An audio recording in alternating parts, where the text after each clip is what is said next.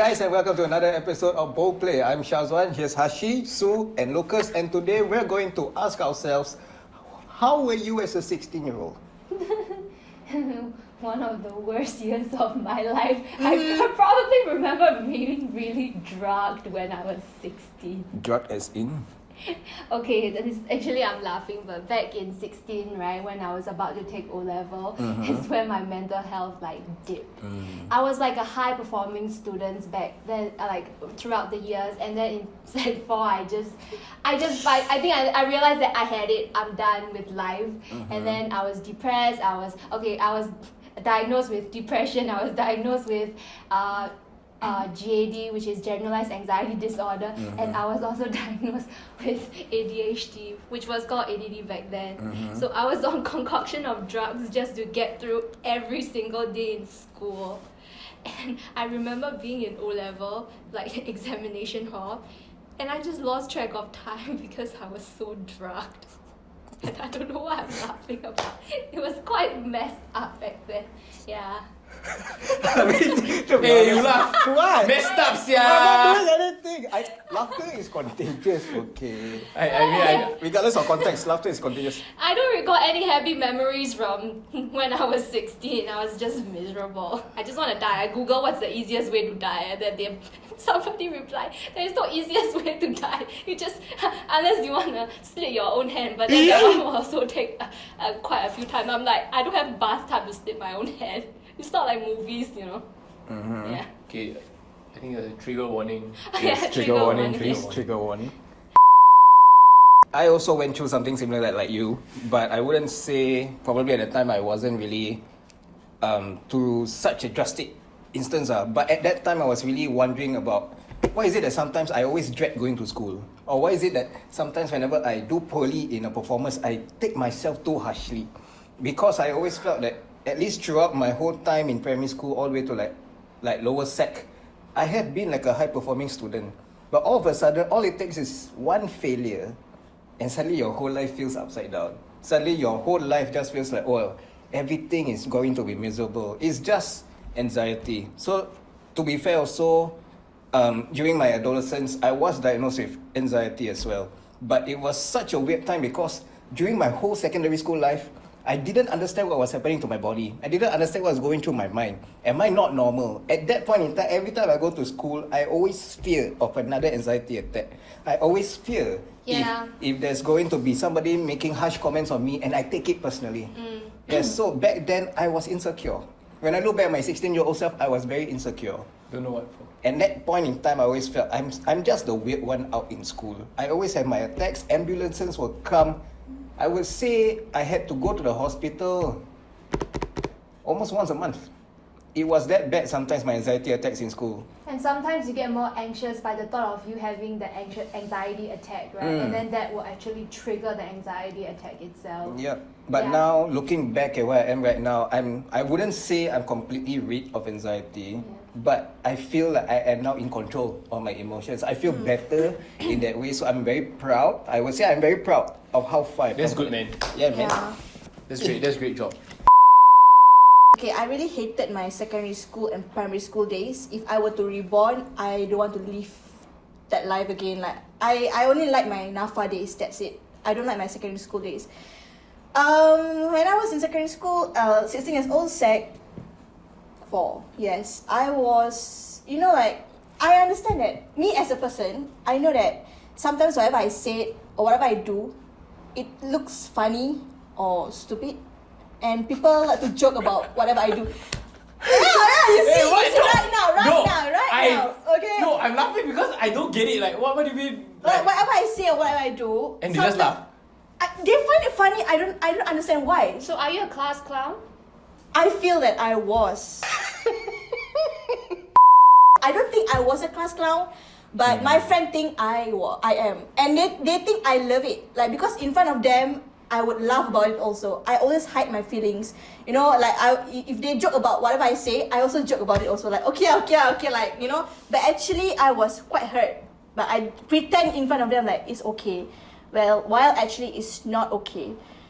And I suffer lah. Like when I go home, then I like emo. I was very sensitive and emotional when I was 16. But my problem is I like to hide my feelings. I don't like to share them, and I will Were you suffer alone. like the Simple Plan kid? Like you know, What? must go home, then you listen to Simple Plan, then you're like, Actually, true this song speaks to my heart. I listen Bollywood lah. Oh, You Bollywood. said so Bollywood. On Facebook, do you write about your feelings? No. No, I don't do that. You didn't go through I don't do phase. that. I don't do that. Yeah. Yeah. You all know my name, you don't know my story, you know. That's why. Yeah, okay, now So share what is your story? Yeah. Okay. Then, actually, I also hate my sick. No, kidding lah. Okay, I'm gonna be a prick. I was diagnosed with being a little bit of a. Okay, so I think you can call what people will say like I peaked at high school. Yeah, I peaked at secondary school. I guess you could say that. And the sad part is it was not even that great of a peak. But I've got to be honest. Okay, I love school. I love secondary school. Some of my friends from secondary school are still some of my best friends today. So I lived in school. So I lived in boarding school. Oh. So my house and my school is literally like 10 steps away. And I'll still wake up at 6:30 a.m. to meet my friends who come to school early as well to spend more time with each other. Think about it, it's crazy. Like we see each other. So we are classmates in the sense that like we don't ever split classes. So we'll see each other the whole day. But we will come an extra hour early to spend even more time with each other, to like sit down in the canteen and like chit chat. And I was in 4 CCAs. So I ran for school, I played floorball for school, I performed, I danced. So yeah, so every day I had something. Every Saturday I had floorball training 8 to 10, 10 to 12 or 10 to 2 I had dance training. After that I would suit up, wear my running shoes, run in the afternoon sun, because we thought, running in the afternoon sun is, more Wait, garang. then the whole day you're doing CCA? Yeah, every Saturday is a full CCA. Now let's just take this moment to see if we have actually written anything to our 16-year-old selves. So here. Then I'll are the apologize letters. first, because my letter is not gonna be deep, man. Yeah, your letters don't need to be deep. What? It's really about your own reflection about who you were. Okay, you can start. I start. Yeah, because you said Oh, yeah, one okay. year. Yours is the shortest. I will Yeah. start because I'm in point form. Okay, so if I were to tell my 16-year-old self certain things, I guess it would just be to once again treasure the people around you, because those are the people that stayed and are still around me today. So I would have treasured the time more.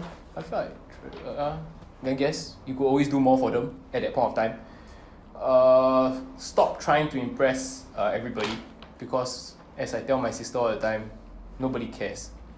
You would think, oh, everybody's looking at me, everybody's staring at me. Actually, nobody cares. Yeah, Everybody thinks that they are the lead of their own play. Mm-hmm. So when you're walking down the street, really nobody's looking at you. Mm-hmm. Focus on one thing. As I said, I had like 4 CCAs. So stop starting projects that you do not intend on completing. So that's something that I still struggle with. Like I really get passionate about projects that I either do not have the time, resources, or energy to complete. But I'll start it because I'm very infected by people's energy and passion. So if you are passionate about something, you tell it to me, I'll be like, okay, let's board this Titanic together and die. I'm ready for that, man. Because brother, together we can just that's. But I mean, it's part of the experience as well. I've learned many things, closed many shops. But I mean, it's part of the experience, I feel. Yeah. But this is what I'll tell my. Oh, and one more thing, start a savings account. What? At 16? Yeah, talk to your financial advisor. What? It's 16? not You it's can't not even- timing the market, but time in the market. Can you even open a bank account at 16? Yes, you can. Would, yeah. With With the Guardian, right? Yeah. So you should ask your parents to start a joint account, and instead of spending all your Jeez. allowance, save some. So no, it's kind of like $10. instilling a saving culture. That's true. Yeah, so that when you get money in your bank, you don't just say, oh, I got $80 to spend. You got $80 to save. Nice. Okay, like compared to his, is like in caps, and then I don't know what he wrote, and then the ink is not even working. That is his letter lah. I wrote a whole essay. Shit on my Because I am just competitive like that. Like, Okay. Okay lah, you get the gold star, okay? Thank you. That's all I want. Fallen star. Okay, yeah, I'll read mine. Okay. Dear my 16 years old self, girl, you think you look cute at 16? Wait till you got braces and fixed your cystic acne and met some good therapist. There is a light at the end of the tunnel, but there are so many tunnels in the journey that is called life. And you have so far overcame all the hurdles that were being thrown at you. I can hear you judging me right there. And looking back, in many good ways, you haven't changed much. And you are still fearless, not because you have fears, but you take no for an answer. And you are still stubborn and hardworking. So compared to what I said and what I wrote in the page, it's like different. Although you'll be surprised to find that your kindness is not usually reciprocated, and you most likely were trying to compensate for the fact that you don't have a lot of friends. And you still don't have a lot of friends. But hey, you are a proud lone wolf, and that makes it easier to march to the beat of my own drum. And this goes to show that you've always true to your convictions, and I'm very proud of you for staying true to yourself. O-level doesn't determine your life. You will find your path when you finally pursue art, and wow, thank your parents for being supportive despite your hormonal I hate my parents face. And you'll get better at managing your emotion, but that is still a work in progress. You will also finally experience the happiness when you are 21, and you will learn how to coexist with the duality of sadness and happiness. Thank you for making me into a person that you are today. With love, Sue. And I didn't cry. My turn, huh? Alright. So if I were to write a letter to my 16 years old self, this is what I'm gonna write. Like, Hashi, it's okay if people laugh at you for being yourself.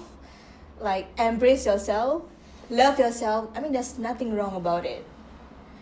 Don't take things personally. Yeah, I know you read that just now. Oh. Don't take things personally. Be less sensitive and emotional. And do not hide your feelings, Share them out. Don't suffer alone. And don't pretend to be okay when it's not okay. And be true to yourself and others. And Hashi, it's okay to fail, knowing the fact that you've done the best. Because I remember when I was 17, when I took my O-levels, I almost gave up. Like, half of the term, I did not want to go to school. My teachers had to call my mom and force me to go to school. My mom knew I was very stressed because I cannot cope with the stress. The O-level is difficult. I cannot cope with O-level shit, Then my parents had to, force me to go, just finish it, just do it. And yeah, I scored very bad for my O-levels, which I don't care because I don't want to go to art school, by the way. And girl, look at where you are now. Yeah. So yeah, and maybe I have to learn how to manage my stress in a better way instead of running away and escaping, and yeah, one bad habit about me was that, because of my friends, right? Because they like to laugh at me, right? When they ask plan for an outing, I always escape. I always make excuses, and then I think I need to go out more and stop making excuses. Yeah, and yeah, that's my letter. Alright, now. Okay, go. My letter is to my 16-year-old self. Please stop worrying too much as to how your life is going to turn out. Looking back, you are like a Rubik's Cube in a mess right now. But while I am not yet solved at this moment, at least you're going to be in a much better state. Take things one at a time, step by step. It doesn't matter how long it takes. Progress, no matter how small or no matter how slow, is still progress. And you will see nearly 10 years later how far and how proud you'll be. As strange as it seems, everything will fall into place. Be rest assured, your life is written by the best of writers. So enjoy life more and watch yourself grow. You are and always will be one of a kind to those around you. Your 25, turning 26-year-old self. And with that, I hope all of our letters to our 16-year-old selves can also inspire all of you out there. And if you're already past 16, take a look back and reflect and see what you want to say to yourself. And let us know in the comments below. Thank you for watching. Subscribe, like, and share this video. Say me, say yourself. Bold perspectives. Right!